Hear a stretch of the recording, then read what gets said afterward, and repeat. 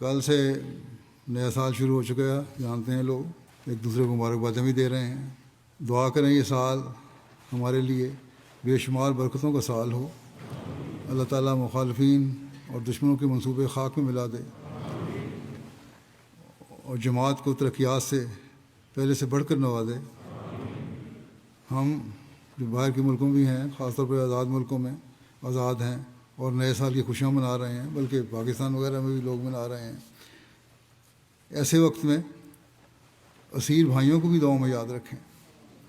پاکستان کی جیلوں میں جیسے گزشتہ دنوں میں نے بتایا تھا، مبارک ثانی صاحب جن کو عمر قید کی سزا دی، اور دوسرے اسیر ہیں قید و بند کی حالت میں ہیں۔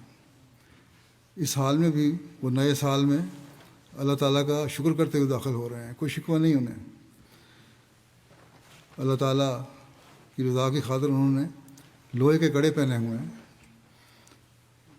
اللہ تعالیٰ ان کی رہائی کی جلد سامان پیدا فرمائے۔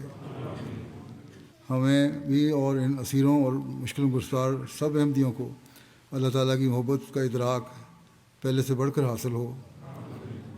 مشکلات کی وجہ سے ہماری اللہ تعالیٰ سے محبت میں کمی ہونے کے بجائے پہلے سے زیادہ اس میں اضافہ ہو۔ مظلوموں کے لیے بھی دعا کریں، اللہ تعالیٰ دنیا کے تمام مظلوموں کو ظالموں کے پنجے سے چھڑائے اور دنیا میں امن قائم ہو۔